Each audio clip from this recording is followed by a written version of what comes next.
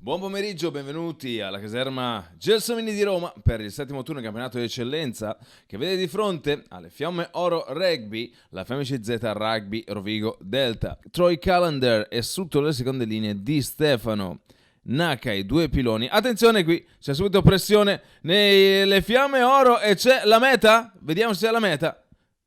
L'arbitro Blessano dice di sì, la meta è di Andrea Bacchetti. Pronto la trasformazione, non impossibile. Parte l'apertura ex nazionale under 20. Parte Stefi dalla piazzola, la posizione è buona, la potenza anche, la direzione pure. Ma si portano i 3 punti. 3 più 3 fa 6, più 3 fa 9, sperando insomma che lo score... Concentrazione del folletto di Ceres. Parte Stefano al piede. Palo di Basson. Che sfortuna ragazzi, peccato. Stefan Basson quando siamo al 18esimo, pronto per il sorpasso. Parte Stefi sulle bandierine, per cui Rovigo in avanti. E anche lui al Battaglini ha trovato gioia prima del trofeo eccellenza. L'ha trovato con lo scudetto 2011. Altro vantaggio Rovigo. Matteo Ferro piesta sui piedi, carica Roya Talifo, pick and go lui, ci pensa il Figiano.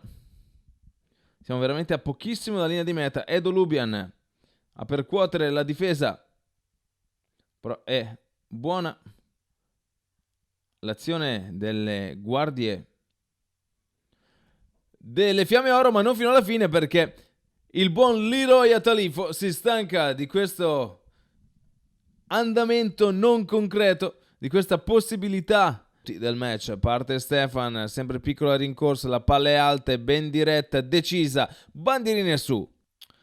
Padovana, Azzolini intanto la mette. Dei 2 pacchetti l'introduzione Alberto Chillon.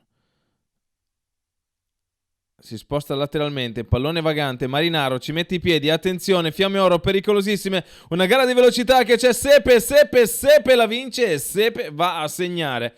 Pallone che esce da questa mischia, Parker s'arrabbia, mettono il muso davanti alla FMCZ Rugby Rovigo Delta.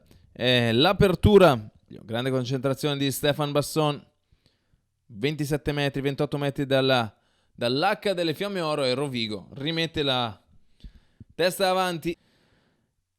Azzolini centrale, facile sulle bandierine, Fiamme Oro avanti. C'è l'ingaggio delle prime linee, stavolta è per Rovigo. Parte Stefan Basson, calcio importantissimo. C'è. Ed è dentro. Rovigo avanti quando mancano 3 minuti al termine del match, 22-20. Ceglie, Cerqua. Riesce ad avvantaggiarsi, non viene via.